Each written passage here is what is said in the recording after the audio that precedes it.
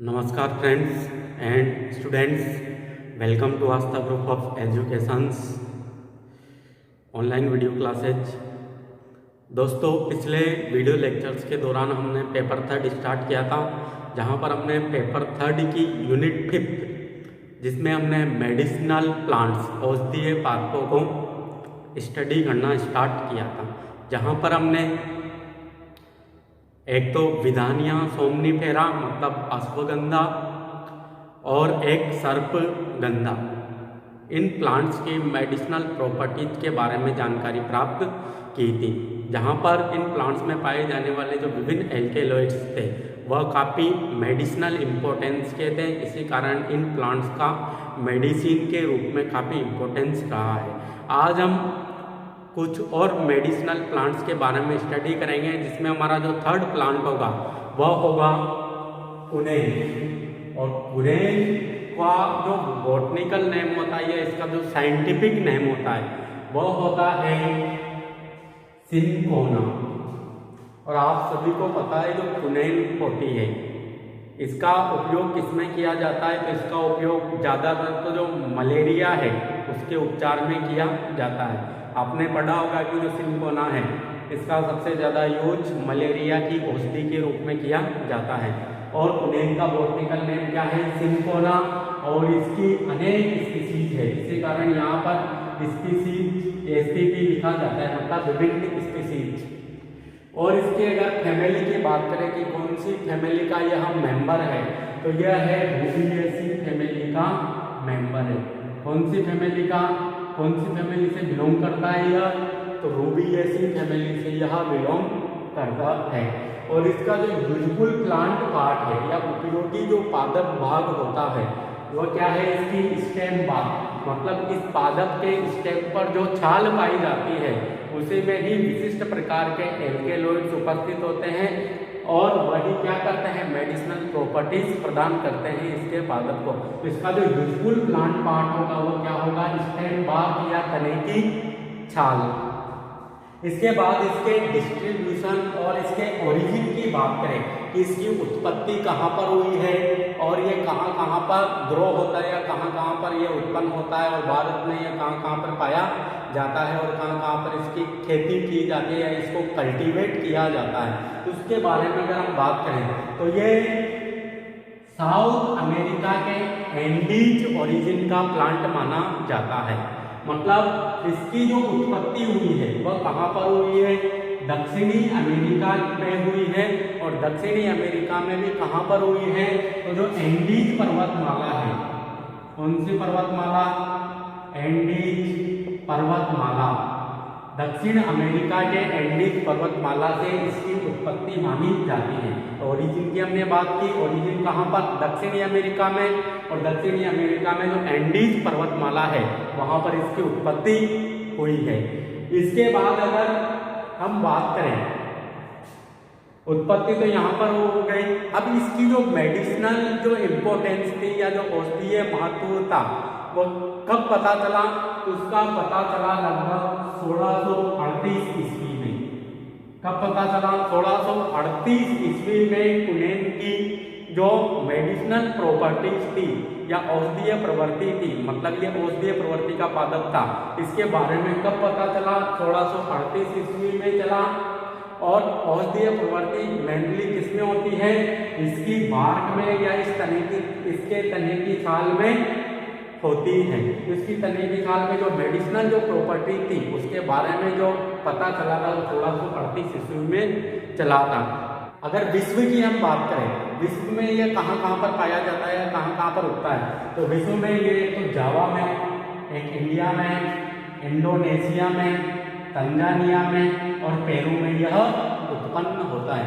कहाँ कहाँ पर उत्पन्न होगा ये, एक तो विश्व की बात करें तो विश्व में जावा में, इंडिया में, इंडोनेशिया में, तंजानिया में और पेरू में यह ग्रो होता है या वहाँ पर उत्पन्न होता है। अगर हम इंडिया की बात करें तो इंडिया में कहाँ कहाँ पर ये ग्रो होता है या कहाँ कहाँ पर इसकी खेती की जाती है, तो इंडिया में सिक्किम, दार्जिलिंग और तमिलनाडु वाले क्षेत्र में यह कल्टीवेट होता है। कहाँ कहाँ पर कौन कौन से स्टेट में होगा ये, एक तो सिक्किम में, दार्जिलिंग में और तमिलनाडु वाले क्षेत्रों में यह कल्टीवेट या इसकी खेती की जाती है, क्योंकि इसकी मेडिसिनल प्रॉपर्टीज के बारे में पता लग चुका है। इसी कारण इसे कमर्शियल पर्पज के लिए खेतों में उगाया जाता है या इसकी कृषि की जाती है। तो इंडिया में इसकी कृषि कहाँ पर की जाती है? एक तो सिक्किम, दार्जिलिंग और तमिलनाडु में की जाती है। अब इन तीनों ही स्टेट्स के अंदर या जो तीनों ही जो क्षेत्र है इसके अंदर सिनकोना की या कुनेन की कौन कौन सी स्पीसीज उगाई जाती है या कौन कौन सी स्पीसीज कल्टीवेट की जाती है? तो इंडिया में सिनकोना की 4 स्पीसीज कल्टीवेट की जाती है। कितनी स्पीसीज? 4 स्पीसीज। और वह कौन कौन सी है? तो वह है एक तो सिनकोना लेडरजियाना। कौन कौन सी? सिनकोना लेडरजियाना। दूसरी स्पीसीज है सिनकोना सैकुरुब्रा। और जो थर्ड स्पीसीज है वह है सिनकोना कैलीसाया। कौन सी? सिनकोना कैलीसाया। और जो फोर्थ स्पीसीज है वह है सिनकोना ऑफिसिनेलिस। सिनकोना ऑफिसिनेलिस या ऑफिसिनेलिस, सिनकोना ऑफिसिनेलिस। तो इंडिया में कल्टीवेट की जाने वाली सिनकोना की कौन कौन सी स्पीसीज हैं? तो 4 स्पीसीज हैं। एक तो सिनकोना लेडरजियाना, सिनकोना सैकुरुब्रा और सिनकोना कैलीसाया और सिनकोना ऑफिसिनेलिस। तो ये 4 स्पीसीज इंडिया के अंदर कल्टीवेट की जाती है या इनकी खेती की जाती है। अब हम देखते हैं कि जो सिनकोना का जो पादप है या जो सिनकोना है इसका कल्टीवेशन या इसकी खेती किस प्रकार की जाती है? तो कल्टीवेशन करने के लिए क्या क्या जरूरतें होती है या क्या क्या रिक्वायरमेंट होती है? जैसे सोयल कैसी है, कितनी ऊंचाई पर इसकी खेती होगी, वर्षा कितनी चाहिए, तो इन सभी को हम देखते हैं इसके कल्टीवेशन के अंतर्गत। और फिर कल्टीवेशन में इनके बीजों को किस प्रकार बोया जाता है, इनके पातों को किस प्रकार काटा जाता है या उनसे छाल किस प्रकार प्राप्त की जाती है और छाल में कौन कौन से एल्केलॉइड होते हैं जिनके द्वारा यह मेडिसिनल प्रॉपर्टीज शो करते हैं। तो इनको हम कल्टीवेशन के अंतर्गत देखते हैं। अगर इसके कल्टीवेशन की हम बात करें तो कल्टीवेशन किस प्रकार होगा, उसके लिए क्या क्या रिक्वायरमेंट चाहिए? तो कल्टीवेशन के लिए इसे चाहिए एक तो उष्णकटिबंधीय जलवायु। कौन सी जलवायु?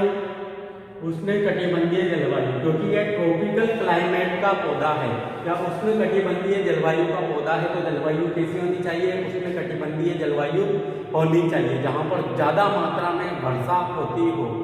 और कितनी ऊंचाई पर यह ग्रो होगा? तो ये होगा 400 से 2800 मीटर की ऊंचाई पर यह ग्रो होता है। और पृथ्वी की जो सतह है या पृथ्वी जो सतह है ये ऊंचाई कहाँ से मानी जाती है? तो समुद्र तल से मानी जाती है। कहाँ का समुद्र तल? जो चेन्नई तट है वहाँ के समुद्र तल से मानी जाती है। तो 400 से 2800 मीटर की ऊंचाई पर यह ग्रो होता है और ट्रॉपिकल क्लाइमेट का पौधा है।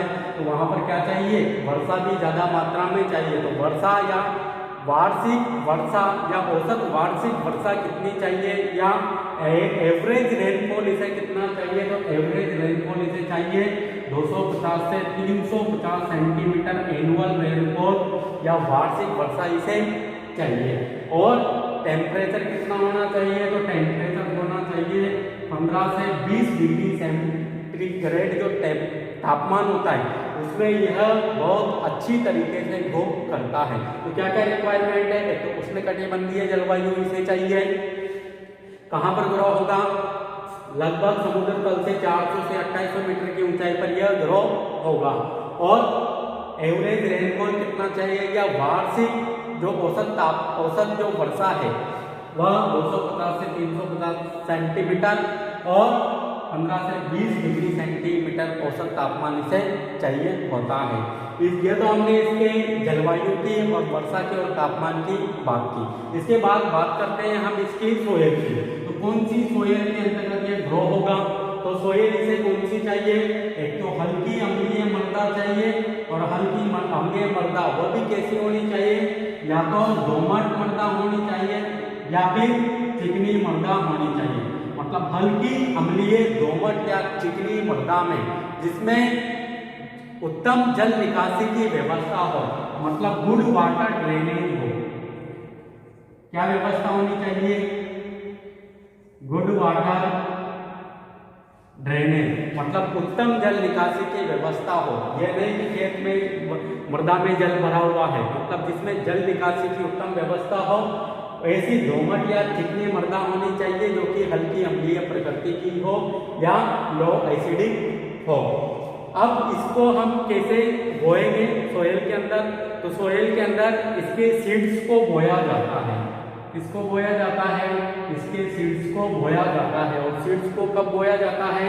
लगभग फरवरी मार्च में, मतलब फरवरी मार्च में इसको ये सीड्स को सोयल के अंदर बोकर उनकी एक नर्सरी तैयार कर ली जाती है। मतलब सीड्स को कहाँ पर डालेंगे हम? सोयल के अंदर डालेंगे। तो सोयल के अंदर ये क्या होंगे? जर्मिनेट होंगे और इनकी एक नर्सरी बन जाएगी। मतलब किसी एक जगह पर इनको बो देंगे जिसके कारण ये जर्मिनेट होकर यहाँ पर छोटे छोटे नवोद्भिद के रूप में कन्वर्ट हो जाएंगे। फिर और जो ये सीड का जो जर्मिनेशन जो टाइम है, कितने समय में ये जर्मिनेट होंगे? तो इनको जर्मिनेट होने में लगते हैं लगभग 25 से 40 दिन में ये जर्मिनेट हो जाते हैं। तो 25 से 40 दिन में ये जर्मिनेट हो जाएंगे और इनके छोटे छोटे नवोद्भिद या सीडलिंग्स बन जाएंगे। और लगभग 6 से 12 मंथ का जो सीडलिंग्स होता है उनको यहाँ नर्सरी से उखाड़ लिया जाता है। और नर्सरी से उखाड़कर किसी खेत में लगभग 10 × 10 मीटर की दूरी पर, मतलब एक प्लांट यहाँ पर है, इससे 10 मीटर की दूरी पर यहाँ पर दूसरा प्लांट होना चाहिए और इसी से 10 मीटर की दूरी पर तीसरा प्लांट होना चाहिए। तो 10 × 10 मीटर की दूरी पर 6 से 12 महीने के सीडलिंग्स को नर्सरी से उखाड़कर खेतों में स्थानांतरित कर दिया जाता है। तो इस प्रकार इनकी फसल प्राप्त की जाती है। खेतों में स्थानांतरित करने के पश्चात इनको लगभग 10 से 12 साल तक इनको यहीं पर ही ग्रो होने देंगे और बड़े बड़े ये प्लांट का रूप लेंगे। फिर लगभग 12 साल के प्लांट से या 12 इयर्स के प्लांट से क्या प्राप्त की जाती है? मेडिसिन प्राप्त की जाती है। फिर 12 साल के बाद इसमें जो एल्केलॉइड्स है या जो इसकी मेडिसिनल प्रॉपर्टीज है वह धीरे धीरे कम होती जाती है, क्योंकि अधिकतर जो मेडिसिन या जो एल्केलॉइड्स मिलेंगे वह 12 से 15 साल की उम्र में ही मिलते हैं। फिर धीरे धीरे इनमें एल्केलॉइड्स की मात्रा कम होती जाती है। इसी कारण जब ये प्लांट 11-12 साल का होता है तभी इससे छाल को प्राप्त कर लिया जाता है। अब छाल को कैसे प्राप्त करेंगे?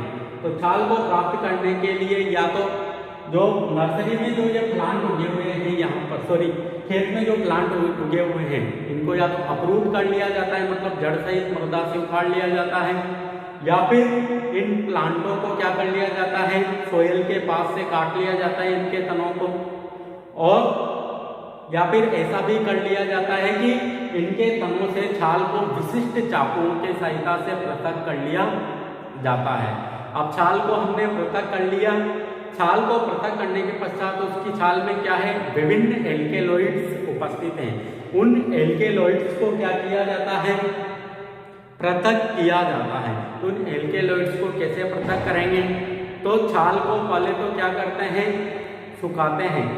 फिर विशिष्ट जो विलायक होते हैं या स्पेसिफिक जो सॉल्वेंट होते हैं उनकी सहायता से छाल से एल्केलॉइड्स को प्राप्त किया जाता है। फिर उन एल्केलॉइड्स का क्या किया जाता है? क्रिस्टलाइजेशन किया जाता है। क्या किया जाता है? क्रिस्टलाइजेशन किया जाता है उन विभिन्न एल्केलॉइड्स का और उनको क्रिस्टल की फॉर्म में प्राप्त कर लिया जाता है। और छाल में कौन कौन से एल्केलॉइड्स पाए जाते हैं या कौन कौन से एल्केलॉइड प्राप्त किए जाते हैं? उन एल्केलॉइड्स के नाम है, एक तो सिनकोनिन, एक सिनकोनिडीन,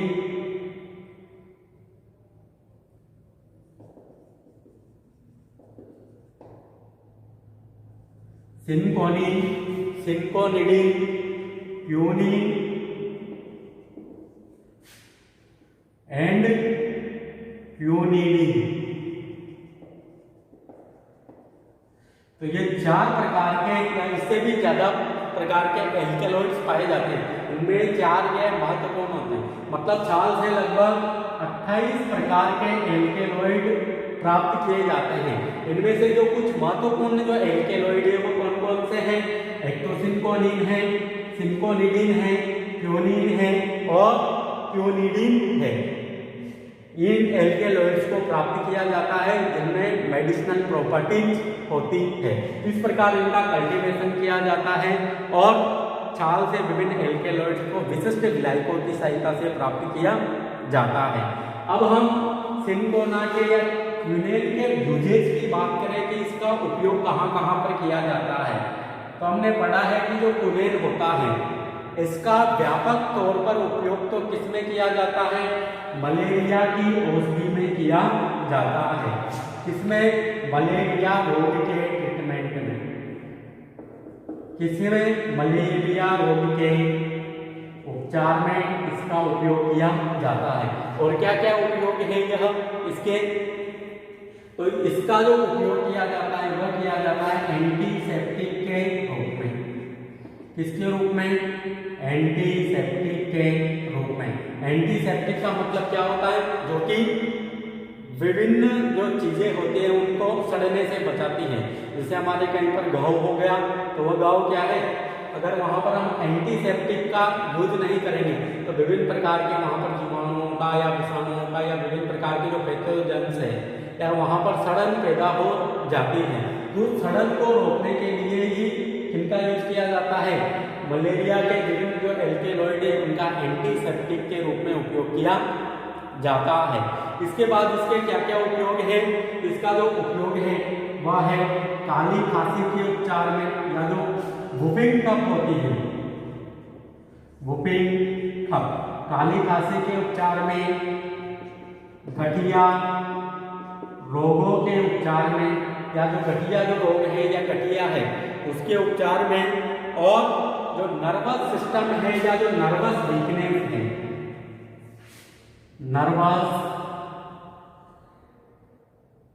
वीकनेस के उपचार में भी इसका उपयोग किया जाता है। इसके बाद और इसका क्या उपयोग है? तो इसका एक और उपयोग है स्टोमैक पेन के उपचार में।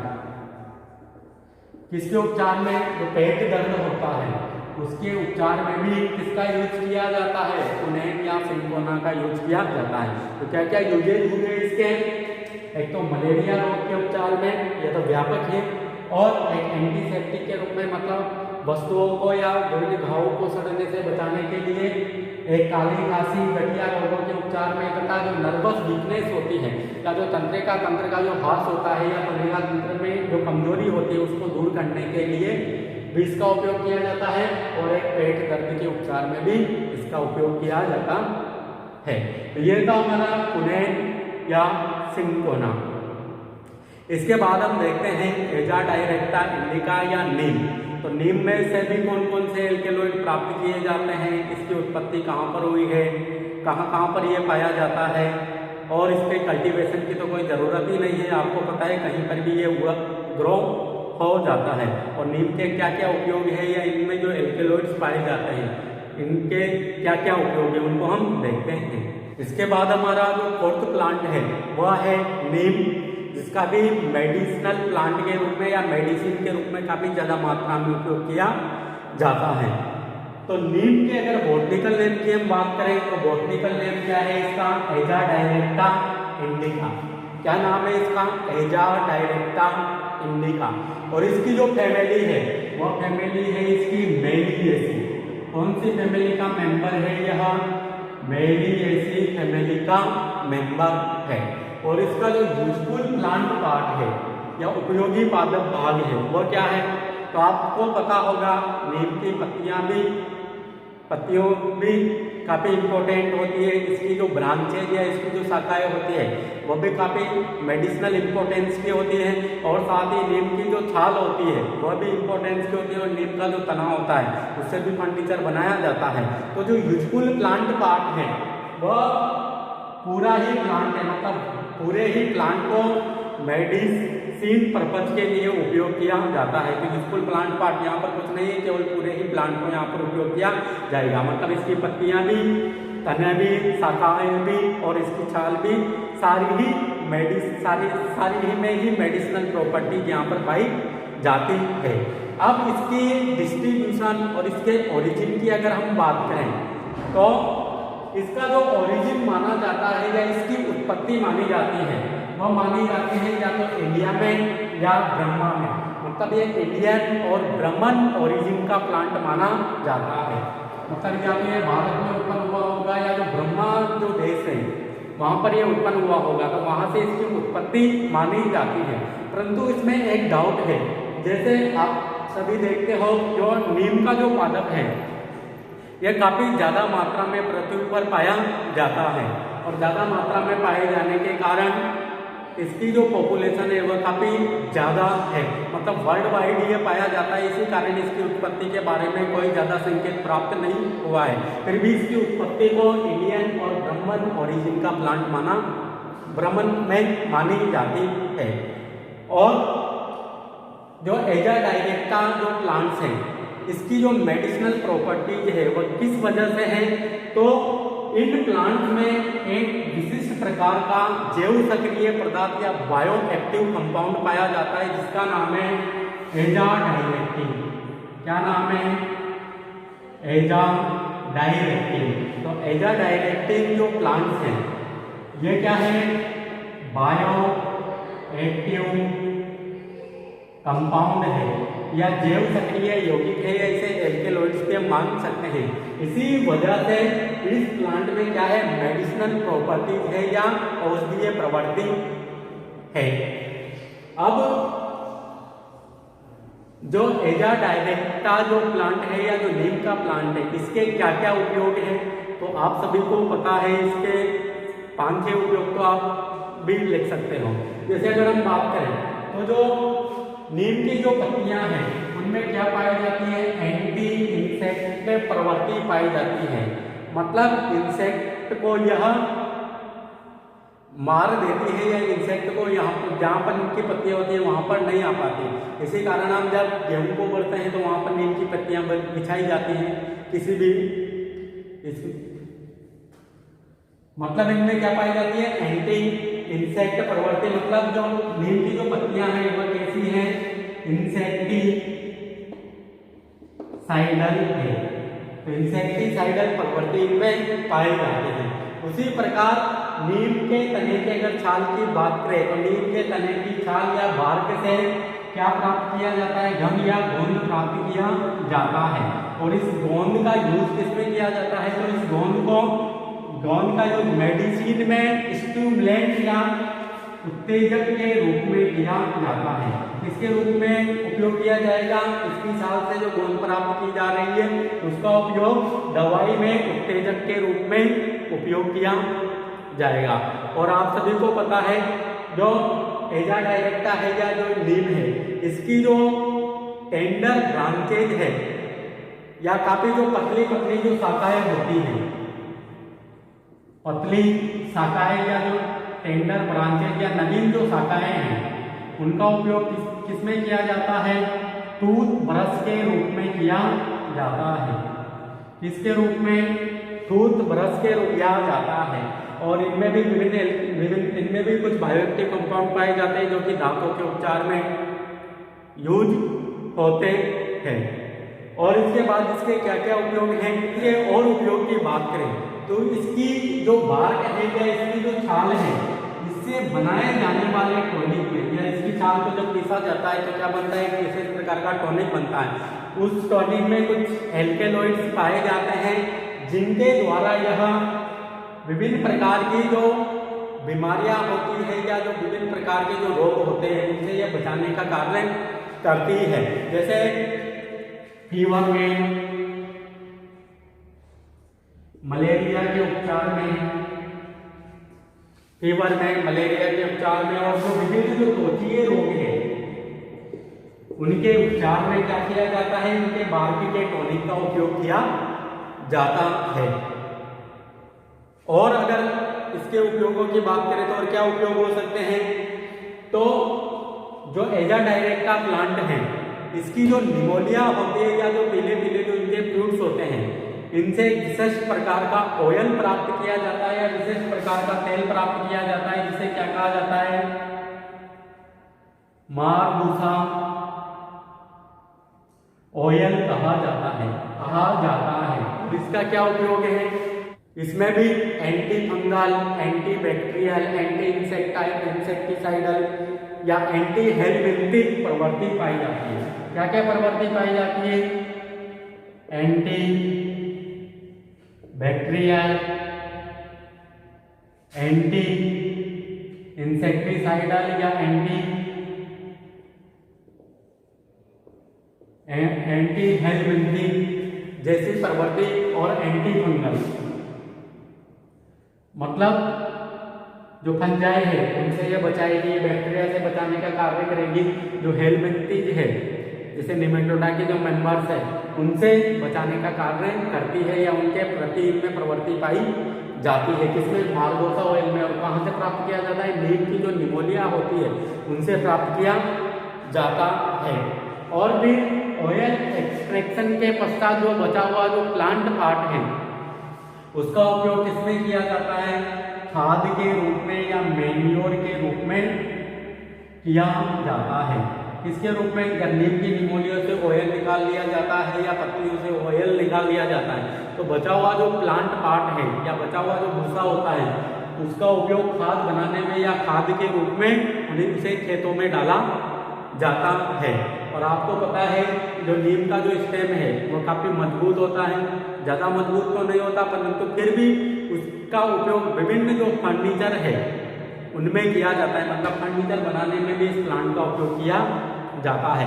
तो ये कुछ नीम के उपयोग के क्या क्या उपयोग हैं। जैसे जो इसकी नवीन ब्रांचेज हैं उनका टूथब्रश के रूप में उपयोग किया जाता है, जिसके कारण जो दांतों का जो उपचार होता है या जो दांतों में जो रोग होता है वह ठीक हो जाता है।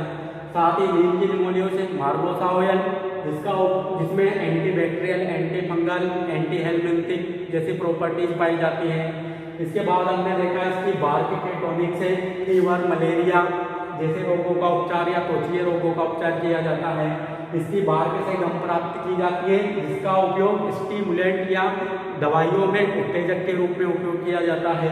और इनकी पत्तियों में एंटी इंसेक्टिसाइडल प्रवृत्ति पाई जाती है या एंटी इंसेक्ट प्रवृत्ति पाई जाती है, मतलब इंसेक्ट को आने से यह रोकेगी। तो ये कुछ इसके उपयोग है। और इसके बॉटनिकल नेम और इसका जो बायो एक्टिव कंपाउंड है वह याद रखना है, इसकी फैमिली आपको याद रखनी है। और इसका जो यूजफुल प्लांट पार्ट है वो पूरा ही क्या है? पूरा ही पादप उपयोगी है। तो ये था नीम या एजा डायरेक्टा इंडिका, जो कि हमने 4th मेडिसिनल प्लांट पढ़ा है।